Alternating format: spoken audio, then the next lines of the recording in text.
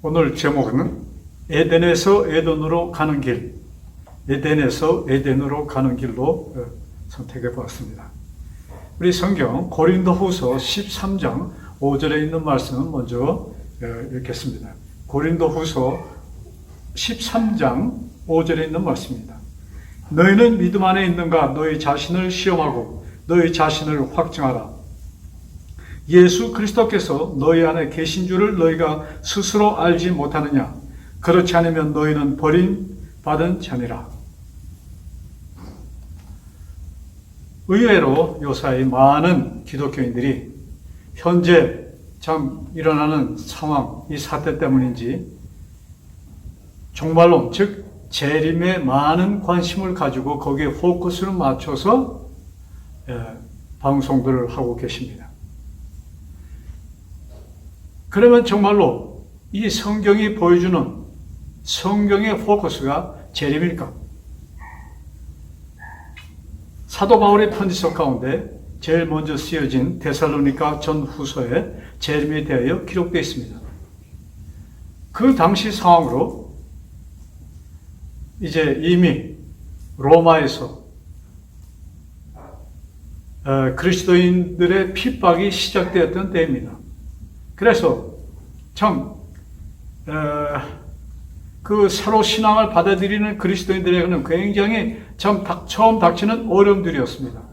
그래서 그들에게 어쩌면 희망을 보여주는 메시지로서 기록된 것이 아닌가도 생각해 봅니다.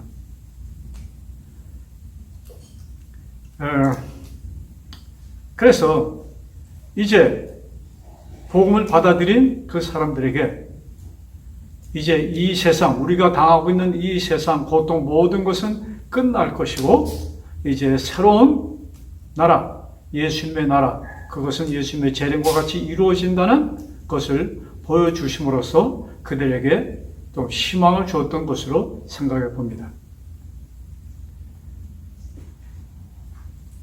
그러나 요사이, 즉 재림론, 종말론을 많은 설교자들이 거기에 포커스를 맞춰서 말씀을 합니다. 정말로 우리들에게 필요한 것이 그것일까? 정말로 그 말씀을 듣는 사람들이 침착하게 참 소망 가운데 행동을 할까? 좀 이렇게 의심해 봅니다. 많은 분들이 그런 그 종말론에 포커스를 맞추는 그 말씀을 볼 때 어쩌면 흥분, 불안, 두려움 속에 그들이 빠지지 않나 또 생각해 봅니다. 자, 성경은 우리들에게 과연 무엇을 보여줍니까? 창조로 시작하여 창조로 성경책은 끝이 납니다. 다시 말하면 에덴에서 에덴으로 가는 것이 성경책의 창세기부터 요한계시록의 말씀입니다. 우리 성경을 통해서 좀 확인해 보실까요? 우리 잘 아시는 대로 창세기 1장 1절 태초에 하나님이 천지를 창조하시느라 하고 성경은 시작합니다. 그 다음 27절에 보면은 하나님께서 여자와 남자, 즉 아담과 헤아를 창조하시고 당신이 만드신 이 지구 안의 모든 생물계를 다스리라는 그런 책임을 주시며 또 우리 조상 아담과 하와에게 복을 줍니다. 그 다음 요한계시록 21장에 보면은 이 성경을 마무리하면서 다음과 같이 기록되어 있습니다. 요한계시록 21장 1절부터 7절입니다. 자, 1절은 이렇게 기록되어 있습니다. 또 내가 새 하늘과 새 땅을 보니 처음 하늘과 처음 땅이 없어졌고 바다도 다시 있지 않더라. 그 다음에 5절을 봅니다. 4절. 모든 눈물을 그 눈에서 닦아주시니 다시는 사망이 없고 애통하는 것이나 곡하는 것이나 아픈 것이 다시 있지 아니하리니 처음 것들이 다 지나갔습니다. 즉 이 땅에 있을 동안 인생들에게 있었던 그 고통 모든 것은 사라질 것을 말씀하시면서 여기 기록하십니다. 그 다음 5절, 보좌에 앉으신 이가 이르시되 보라 내가 만물을 새롭게 하노라.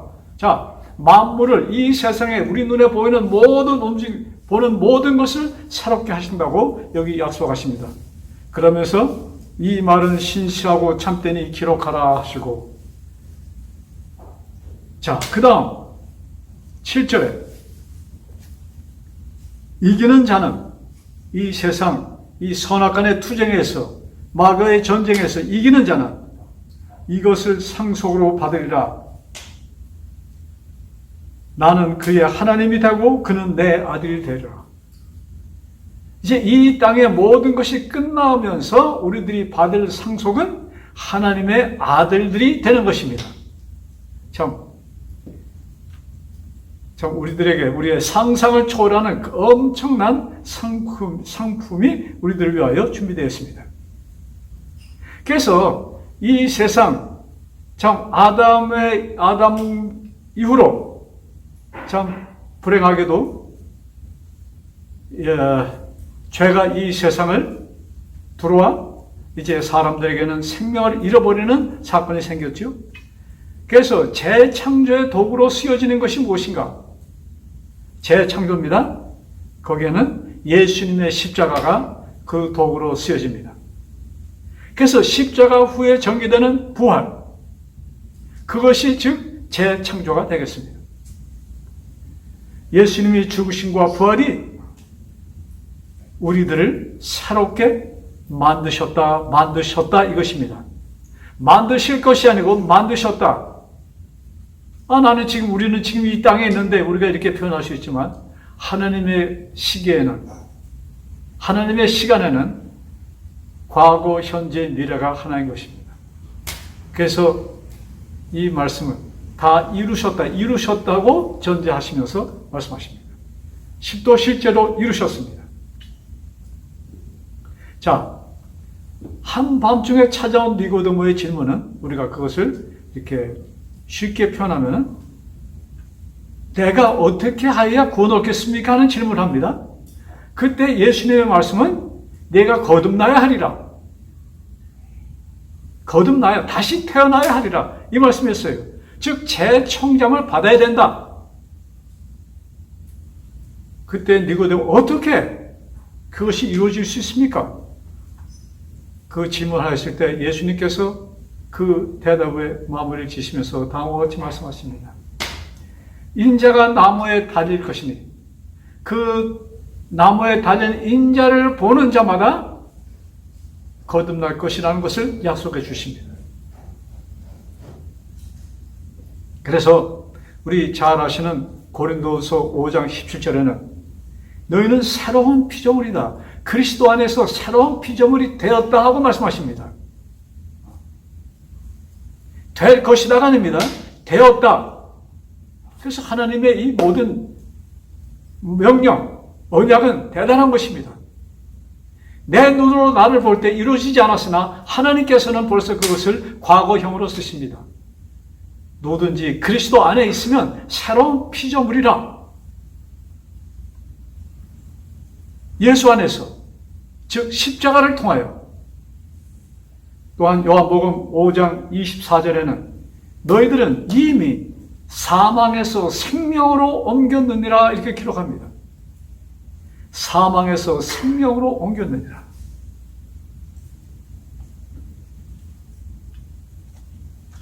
그리하여 이 사실을 믿는 자들이, 이 사실을 받아들이는 자들이 새로 창조함을 받는 것입니다. 이것이 거듭남인 것입니다.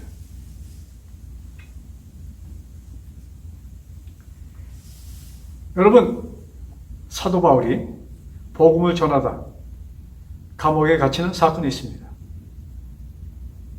그것이 사도행전 16장에 기록되어 있는 말씀인데 한번 보실까요? 사도행전 16장.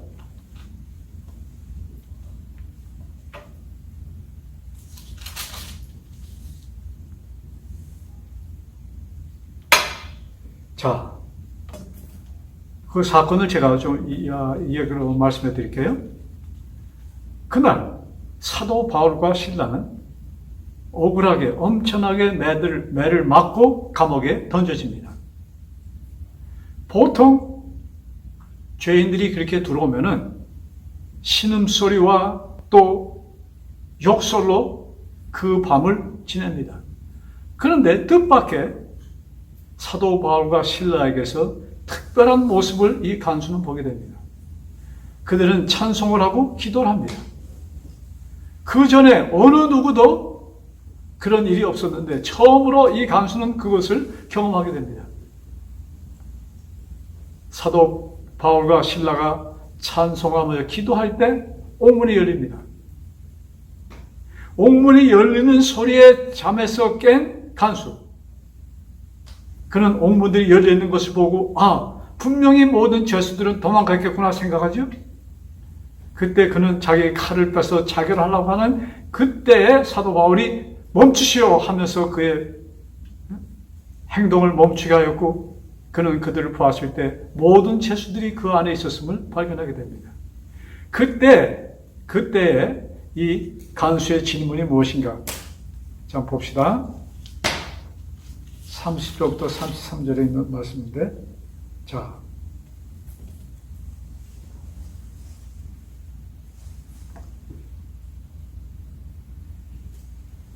간수가 등불을 달라고 하며 뛰어들어가 무서워 떨며 바울과 실라 앞에 엎드리고 그들을 데리고 나가 이르되 선생님이여 내가 어떻게 하여야 구원을 받으리까 하거늘. 자, 이 간수의 질문은 아주 직접적인 선생님이여 내가 어떻게 하여 구원을 받으리까 이런 질문입니다. 이것이 무슨 말씀이에요? 그는 사도 바울과 실라를 통해서 그들이 갖고 있는 뭐라고 할까요? 그들만이 갖고 있는 그 평화, 그들 모습 속에서 이 간수는 이 세상에 속하지 않은 하늘의 사람들을 보게 된 것입니다. 그래야 그는 질문에 내가 어떻게 하여야 구원을 얻게 됩니까? 내가 어떻게 해야 당신들과 같은 마음, 그런 생각으로 가질 수 있습니까? 당신들과 같은 그런 표정과 그 모든 것을 이룰 수 있습니까? 하는 질문이었습니다. 정말로 이 말씀은 우리들에게 엄청난 교훈을 주는 것입니다. 과연 우리들을 보는 사람들이, 우리가 이 땅에 살면서 우리를 만나는 많은 사람들이 있죠. 우리들을 만나고 우리를 본 사람들이 과연 나를 보았을 때, 우리들을 보았을 때 어떤 인상을 받았을까? 참 우리 깊이 생각해 볼 말씀입니다. 그때 이 사도 바울의 대답은 다음과 같습니다.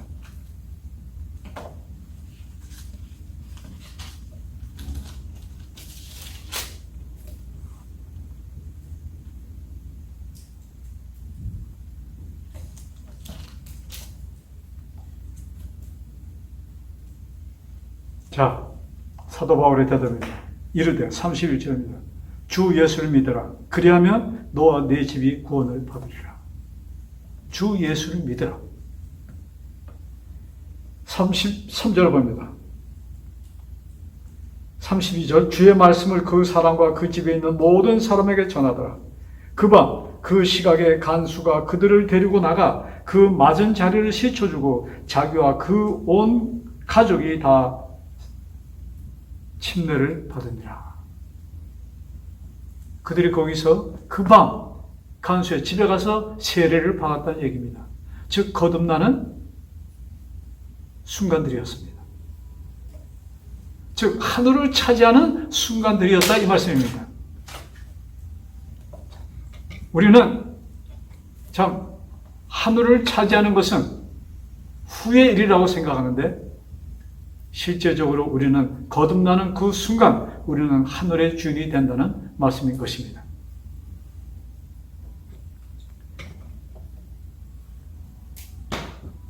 그러므로 우리들은 성경을 연구할 때 특별히 지금 세상 이것과 비춰서 우리가 성경을 연구할 때 우리들의 포커스가 단지 재림에 맞출 수 있을까? 이렇게 좀 생각해 봅니다. 그것보다도 여기 성경 전체가 말씀하는, 우리들에게 보여주는 그 복음, 예수 그리스도를 통한 거듭남, 이것이 우리 성경 연구의 포커스가 되어야 될 것이라고 생각합니다. 자, 저는 좀 이렇게 생각해 봤어요. 예수님께서 재림하실 때, 우리 세상 끝을 말씀하겠죠? 세상 끝에 있을 때, 그 있을 예수님의 재림을 맞을 사람들, 그래야 구원을 얻을 사람들, 그 사람들이 과연 몇 퍼센트나 될까? 좀 복잡합니까? 자, 제 말씀은 무슨 말씀이냐면, 이제 6,000년 동안 이 땅의 그 인류들이 구원 얻은 사람과 얻지 못한 사람들로 갈라집니다. 그러면 구원 얻은 사람들이 그 숫자, 마지막까지 6,000년간의 그 역사에 있는 그 구원받은 사람들의 그 숫자 전체와 마지막 때 예수님을 맞을 살아서 구원받을 사람들의 그 숫자를 퍼센트로 따지면 몇 퍼센트나 되겠습니까? 이 말씀입니다. 극소수예요. 그러면 성경의 그 모든 그 많은 말씀들이 거기에 정말로 0.001 되는 그런 퍼센트의 포커스로 맞췄을까? 좀 생각해 볼 만한 문제입니다. 자,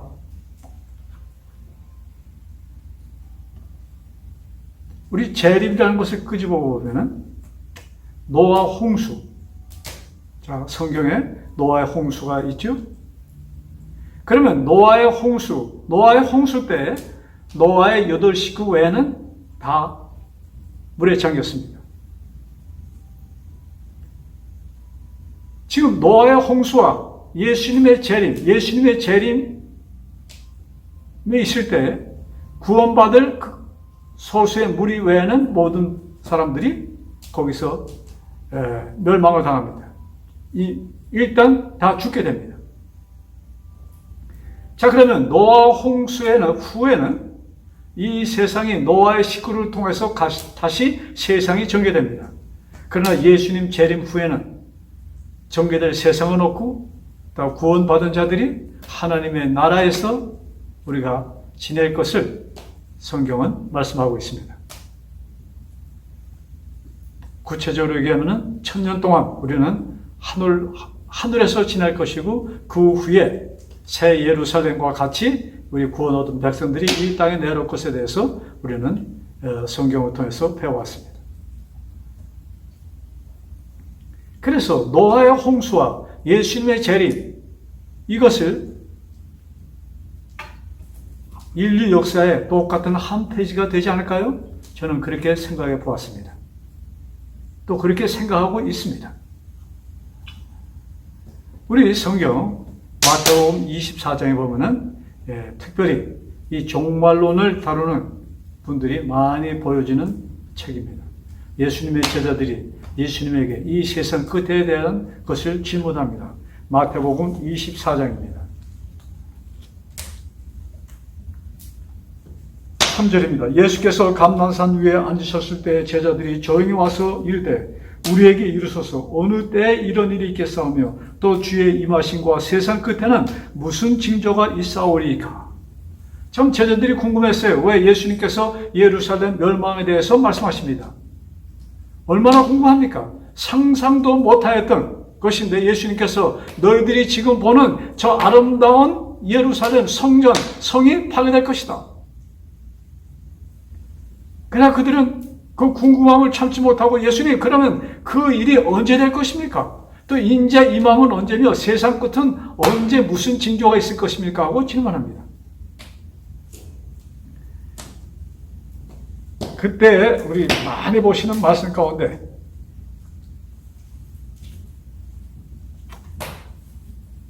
많은 사람이 내로 5절부터입니다. 많은 사람이 내 이름으로 와서 이르되 나는 그리스도라 하여 많은 사람을 미혹하리라. 난리와 난리 소문을 듣겠으나 너희는 삼가 두려워하지 말라. 이런 일이 있어야 하되 아직 끝은 아니니라. 7절. 민족이 민족을, 나라가 나라를 대적하여 일어나겠고 곳곳에 기근과 지진이 있으리니 이 모든 것은 재난의 시작이니라. 이렇게 하시면서 이 세상에 마지막에 있을 일에 대해서 이렇게 말씀하십니다. 자, 우리 누가복음 17장에 또 같은 비슷한 말씀이 이 세상 끝에 대한 기록들이 기록되어 있는데 그 말씀 좀 서로 번갈아 보면서 좀 생각해 봅시다. 누가복음 17장 26절부터 30절에 있는 말씀입니다.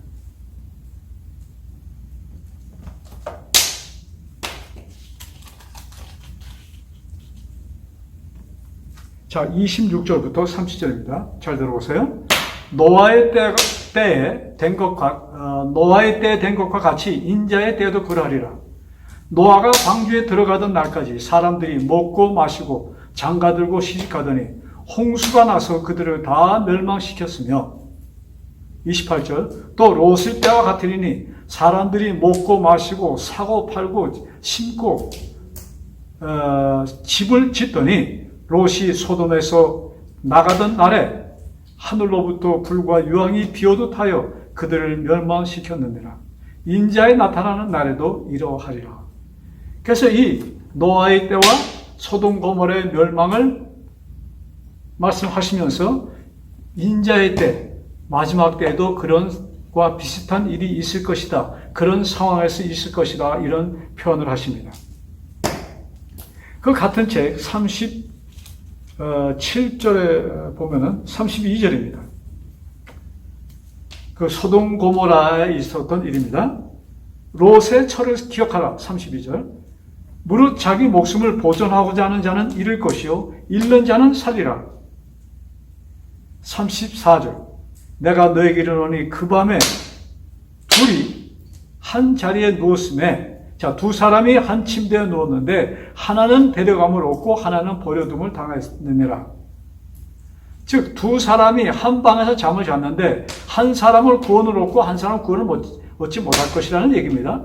그 다음에 35절 두 여자가 함께 맷돌을 갈고 있음에 하나는 데려감을 얻고 하나는 버려둠을 당할 것이니라. 여러분, 요새 현대 사람들은 이 맷돌을 가는 것을 잘 모를 거예요. 이게 무슨 뜻인지 참 이해하기가 힘들지 모르겠는데, 그래도 뭐 한 50 이상 나신 분들은 이 맷돌에 대해서 좀 많이 보신 분들이 있을 것입니다. 이 맷돌을 항상 두 사람이 갈죠? 자, 그런데 이 두 여자가 맷돌질을 하는데 그 중에 한 사람은 구원을 받을 것이고 한 사람은 구원을 받지 못했다, 이 말씀이에요. 자, 이런 말씀들이 무슨 뜻일까?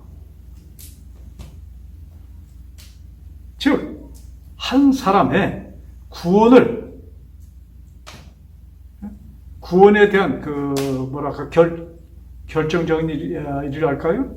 구원의 결정은 그 마음에 의해서 이루어진다는 말씀이 되겠죠? 그 마음, 어떤 마음을 가졌는가? 즉, 하나님의 기별을 어떻게 받아들였는가? 이 말씀이 되겠습니다. 자, 우리 아까 본 마태복음으로 좀 다시 돌아갑니다. 자, 마태복음 24장 42절부터 44절에 있는 말씀입니다. 자, 그러므로 이 마지막에 대해서 말씀하시면서 예수님께서 하신 말씀입니다. 그러므로 깨어있으라. 어느 날에 너희 주가 임할는지 너희가 알지 못함이니라. 너희도 아는 바니 만일 집 주인이 도적이 어느 시간에 올 줄을 알았더라면 깨어있어 그 집을 뚫지 못하게 하였으리라. 이러므로 너희도 준비하고 있으라. 생각하지 않은 때에 인자가 오리라. 도적이 갑자기 오는 것을 비유하면서 인자의 임함에 대해서 그렇게 말씀하십니다. 그렇게 하시면서 부탁하신 말씀은 그러므로 준비하고 있으라. 깨어있으라. 자, 여러분, 아까 니고데모에 대해서 말씀드렸는데 니고데모가 예수님을 만나고 3년 후에 그는 예수님의 말씀을 깨닫게 됩니다. 그래서 예수님께서 인자가 나무에 들릴 터인데 그것을 보는 자, 그래서 이스라엘 백성이 광야에서 뱀에 물린 자들이 구리뱀을 보고 물렸던 사람들이 살은 것처럼 이제 인자가 나무에 달릴 때 그것을 보는 자는 살리라. 즉 여기에 살리라는 말씀은 그를 보는 자는 거듭나리라 이 말씀이 되겠죠? 예. 여러분, 예수님을 보았을 때, 3년 후 예수님을 보았을 때 니고데모는 거듭나게 됩니다. 여러분, 만약 니고데모가 3년 후인데 3년 전에 그 예수님의 십자가가 달리기 그 전에 니고데모가 죽었으면 어떻게 되었을까요?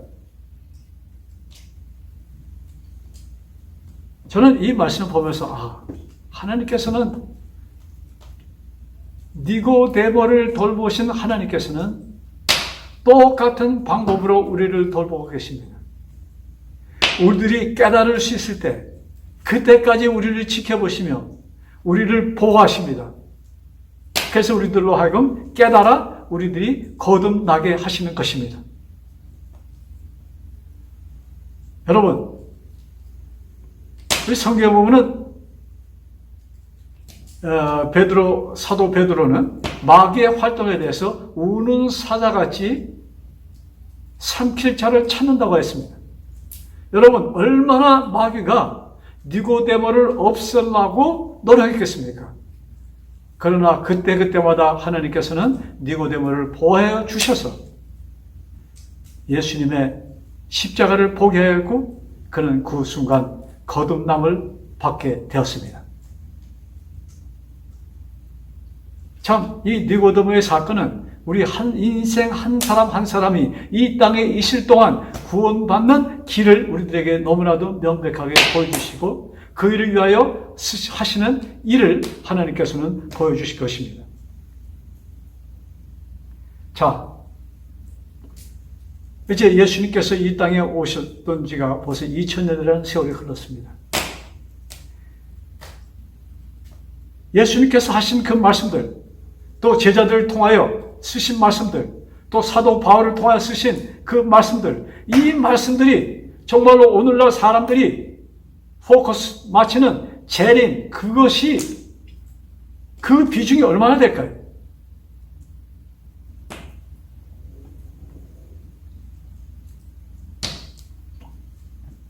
자, 우리 정말로 우리 성경을 어쩌면 바늘 군형으로 우리가 성경을 보고 있는 것이 아닌지 또 이렇게 생각해 봅니다.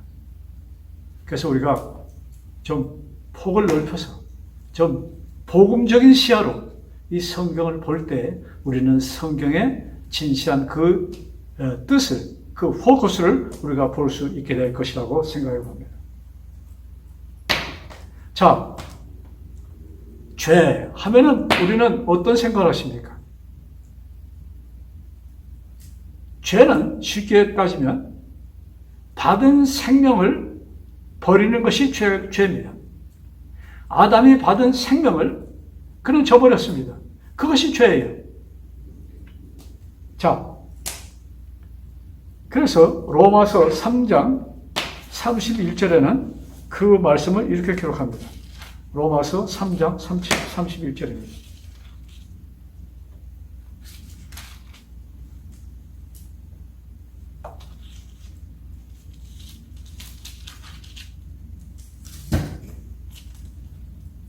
아, 3장 23절입니다. 죄송합니다. 모든 사람이 죄를 범하였음에 하나님의 영광에 이르지 못하더니 모든 사람이 죄를 범하였음에 모든 사람이 하나님께서 주신 생명을 버렸기에 참 우리는 불행하게도 아담의 후손으로 태어나 아담의 생명을 버렸으므로 우리는 생명을 버린 자체로 태어났다 이것입니다. 그러나 그 불행은 불행으로 끝나는 것이 아니에요. 자, 그 불행이 우리들에게 행복을 우리에게 안겨주는 것입니다. 그래서 24절 우리들이 참 죄에 참석한 죽은 자가 되었지만 무슨 말씀이죠? 그리스도 예수 안에 있는 성령으로 말미암아 하나님의 은혜로 값없이 의롭다 하심을 얻은 자 되었느니라. 우리가 비록 어쩌면 억울하게 죽은 상태로 태어났지만 우리는 그리스도를 통하여 우리들에게 다시 생명이 주어졌다 이 말씀입니다. 근데 그것이 나의 노력이 아니고 은혜로 이루어졌다는 얘기입니다. 언제 우리들이 회개하여서 우리가 구원을 받았습니까? 여러분, 이 말씀으로 많은 이 의견의 차이가 있죠? 회개를 먼저 해야 된다는 둥, 그렇지 않으면 용서가 먼저라는 둥, 그렇게 얘기합니다. 그런데, 여러분, 용서고 회개고 이것이 아니에요. 우리는 죄에서 태어나서 죽은 자로 태어났지만, 예수님께서 2000년 전에 이미 우리를 생명으로 옮겨주셨다는 것이 이 성경의 말씀입니다. 여러분, 우리는 이 말씀들을 깊이 좀 생각하시면서 봐야 됩니다.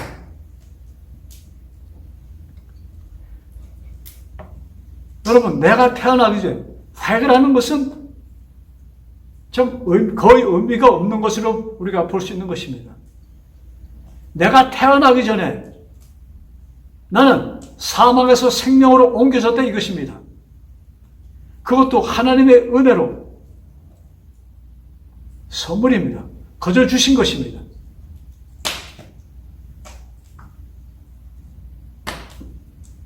사실 거기에는 여러분, 제가 말씀을 드릴 때마다 여러 번 반복드리지만 우리는 어느 누구도 태어나고 싶어서 태어난 사람 없습니다. 하나님께서 태어나게 해주셨습니다. 그러므로 하나님께서는 당신의 이루신 그것을 당신께서 하신 것에 책임을 지시고 우리들에게 사망에서 태어나기도 전에 이미 사망에서 생명으로 옮겨주셨습니다. 정말로 놀라운 것입니다.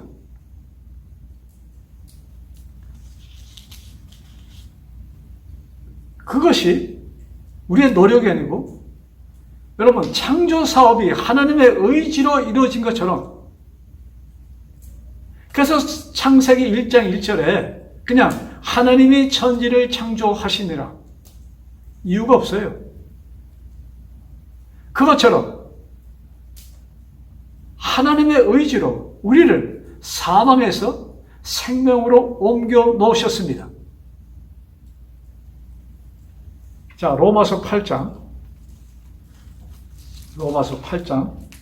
말씀 봅시다. 로마서 8장 31절부터입니다. 그런즉 이 일에 대하여 우리가 무슨 말하리요? 만일 하나님이 우리를 위하시면 누가 우리를 대적하리요? 멋지죠? 하나님께서 우리를 위하시면 우리를 대적할 존재가 없다는 얘기입니다. 어느 우주 공간에도 없다는 얘기입니다.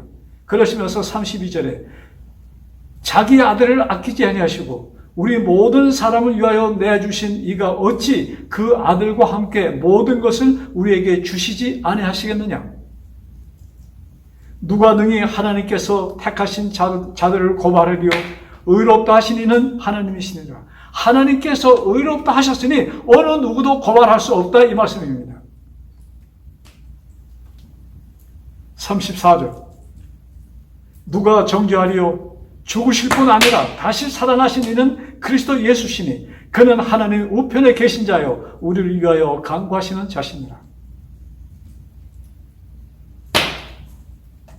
온 이를 위하여 피를 흘리시고 돌아가신 예수님을 하나님께서 또 성령님께서 부활 돌아가십니다. 또 그를 따르는 자들을 똑같이 부활의 특권을 주고 또 똑같이 우리 모두를 당신의 아들이라 인정하셨다 이 말씀인 것입니다. 요사이 많은 사람들은 예수님께서 이제 문 밖에 계시다. 곧 오실 때가 되었다. 이런 말씀들을 많이 하십니다. 자, 이제 문 밖에 계신 예수님, 곧 오실 예수님, 그렇다면 어떻게 우리가 해야 됩니까? 무엇을 해야 됩니까? 예수님이 곧 오시니 우리의 삶을 다 포기하고 기도의 생활로 들어가야 되는 것입니까? 이것이 예수님을 맞을 준비인 것입니까?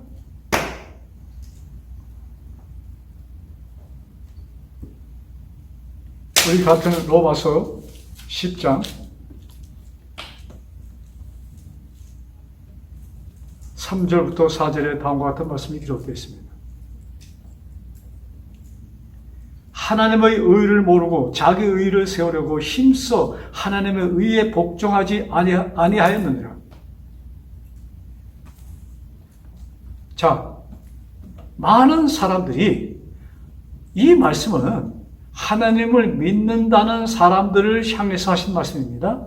많은 사람들이 하나님의 의를 모르고, 즉 하나님의 의가 뭐예요? 우리에게 구원을 베풀어 주신 하나님의 그 의지, 하나님의 뜻, 그것을 모르고 자기의 의를 세우려고 힘써 하나님의 의에 복종하지 아니하느니라. 나의 의를 세울 때에 하나님의 의는 사라져 버린다는 얘기입니다. 정말로 두려운 말씀입니다. 자, 4절에 그리스도는 모든 믿는 자에게 의를 이루기 위하여 율법의 마침이 되시느니라. 많은 사람들이, 많은 그리스도인들이, 기독교인들이, 많은 설교자들이 우리가 의를 이루는 것에 대해서 말씀하실 때 하나님의 계명에 순종할 때 우리가 의를 이룬다. 그러므로 예수님의 재림을 맞을 준비는 온전하게 하나님의 율법을 따라 사는 것이라고 이렇게 설명을 합니다. 그 말씀이 오히려 사람들에게 어쩌면 좀 두려움을 안겨줍니다. 왜? 내가 내 자신의 삶을 지금 율법에 비춰볼 때 그렇게 하지 못하고 있어요. 그럴 때 우리는 두려워합니다. 아, 예수님을 맞아야 되는데, 예수님은 오시는데 나는 지금 어떻게 이렇게 살고 있으면 내가 되겠는가? 이런 생각에 공포 속에, 두려움 속에 빠진다, 이 얘기입니다. 근데 여기 4절, 그리스도는 모든 믿는 자에게 의를 이루기 위하여 율법의 마침이 되시느니라. 즉 율법의 요구를 예수님께서 다 이루셨다는 말씀입니다. 그래서 율법은 우리가 지키는 것이 아니고 율법의 원조가 되시는 하나님께서 다 지키시고 당신의 의를 우리에게 은혜로 주셨다는 말씀인 것입니다. 그러므로 우리가 구원을 얻기 위하여 우리가 지불해야 될 것은 없는 것입니다. 지불할 것도 없습니다. 여러분, 우리 인생들이 무엇을 하나님께 지불하여 하나님께 기쁨이 되겠습니까? 하나님의 기쁨은 우리 자신을 그대로 하나님께 드리는 것입니다.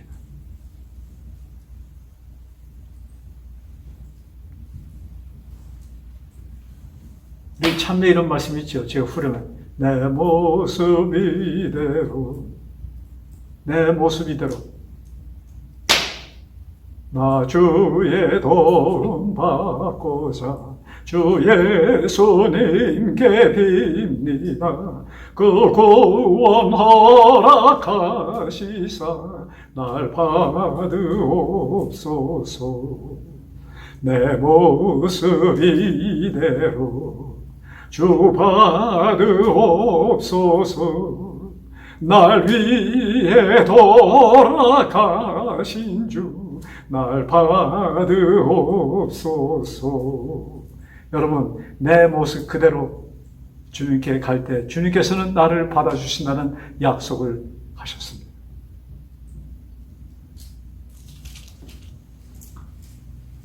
자, 여기에 아까 우리 3절에 하나님의 의를 모르고 자기의 의를 세우려고 힘써 하나님의 의를 복종치 아니하였느니라.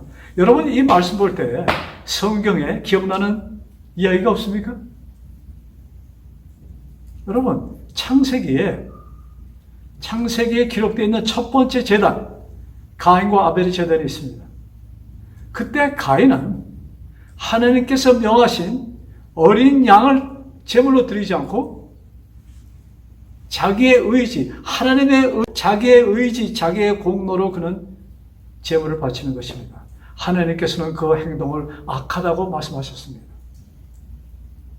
그래서 우리가 나의 의지로 나의 의를 세우는 것은 하나님께 보실 때 악한 행동인 것입니다.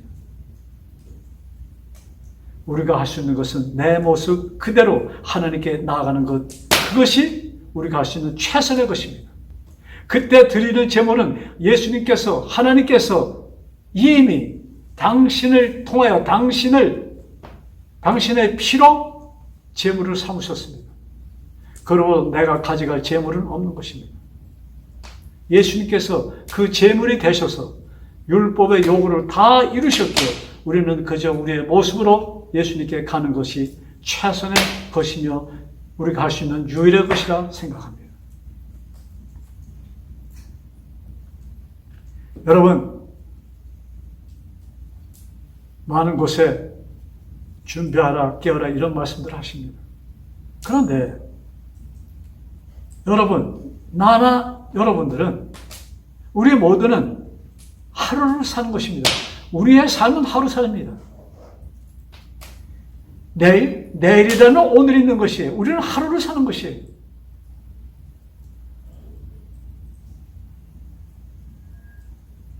그래서 일찍이 사도 바울은 다음과 같은 말씀을 기록합니다. 고린도 후서 13장 5절의 말씀입니다.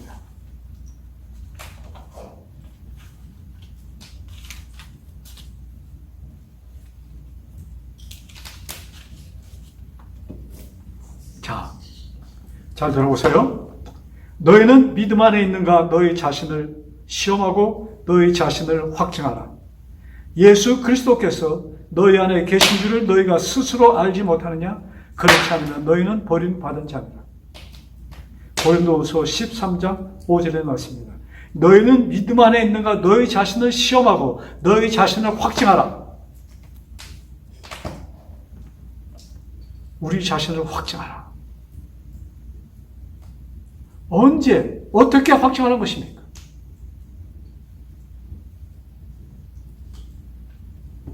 누가복음 17장에 보면은 예수님께서 이 땅에 계실 때 있었던 한 사건입니다. 누가복음 17장 11절부터 19절에 있는 말씀입니다.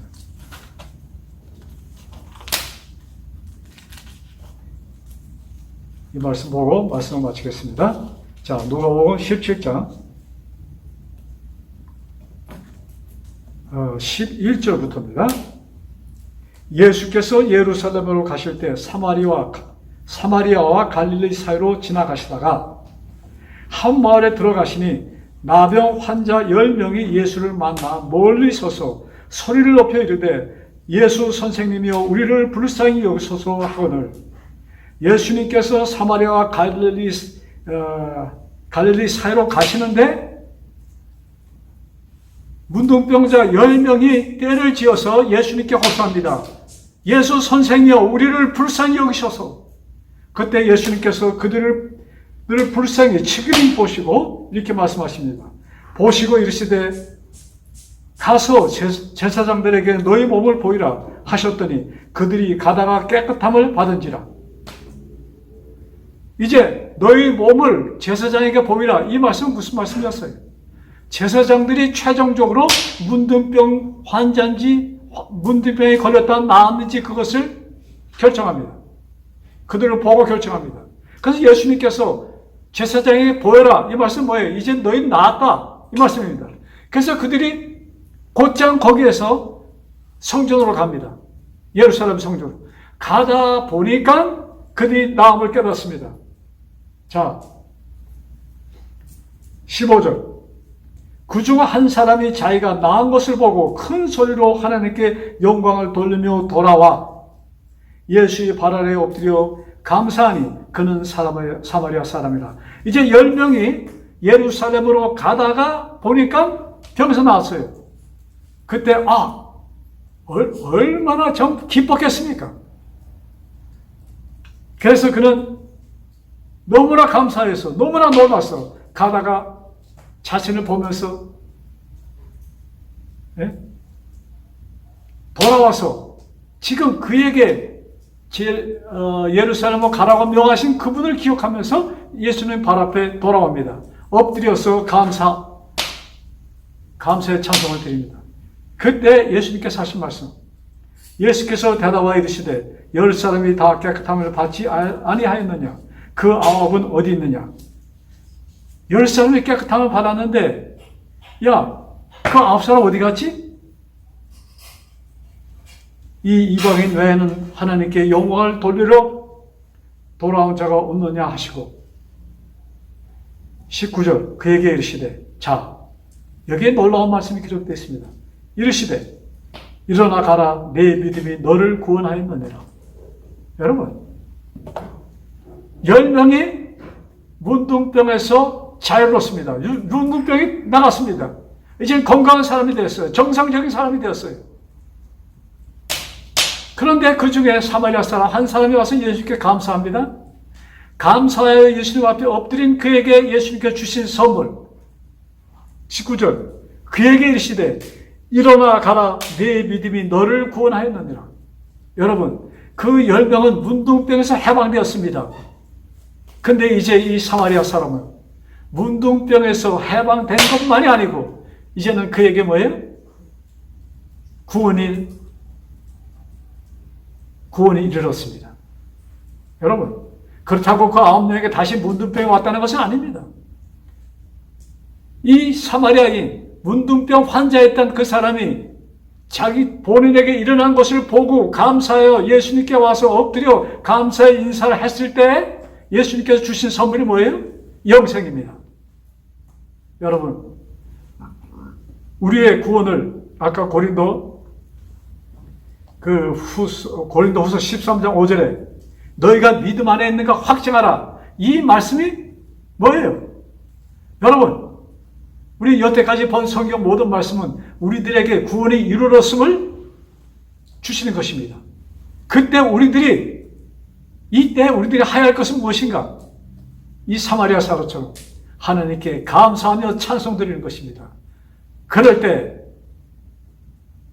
때 하나님께서는 기뻐하시며 우리에게 영생을 다시 한번 확증해 주시며 이것이 우리가 할 수 있는 최선의 것이라고 저는 봅니다.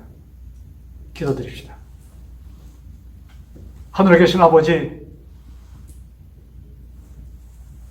아버지께서는 저희들이 태어나기 전부터 우리를 기다리셔서 우리들을 지켜주시고 우리들이 무언가 깨달아 알게 되었을 때 하나님의 말씀을 우리에게 보여주시며 우리들은 이미 구원받은 자라는 그런 확증의 말씀을 주셨사오니 감사합니다. 아버지 조금의 의심도 하지 않도록 성령 하나님 역사하여 주옵소서. 마귀는 여기에 그래도 우리의 의의가 있어야 된다는 그런 속임수를 통하여 우리들을 유혹에 빠뜨립니다. 성령 하나님 임하여 주셔서 우리에게 이루어진 그 구원의 확신을 가지며 감사 찬송하여 그 구원이 더 확실해지게 역사하여 주옵소서. 아버지 이 땅에 그 많은 사람들이 고통 속에 있습니다. 저희들을 도와주셔서 아버지 고통에서 건져주시고 이 모든 사람들에게 아버지를 찾는 자들에게 또 아버지를 아직 찾지 못하는 그 자들에게도 은혜를 나눠주셔서 아버지 구원의 길을 허락하여 주옵시오. 그들에게 말씀이 펴질 때 말씀이 들려질 때 그들의 마음을 여셔서 그들이 받아들이게 하여 주옵소서. 아버지 이 말씀을 듣는 한 사람 한 사람 말씀하여 주셔서 마음문을 열고 예수님을 개인의 구주로 받아들임으로 환희에 넘치는 삶이 되도록 주여 축복하여 주옵소서. 이 모든 말씀 우리를 죄에서 구원하여 주신 주 예수 그리스도 받들어 간절히 기도드렸사옵나이다. 아멘.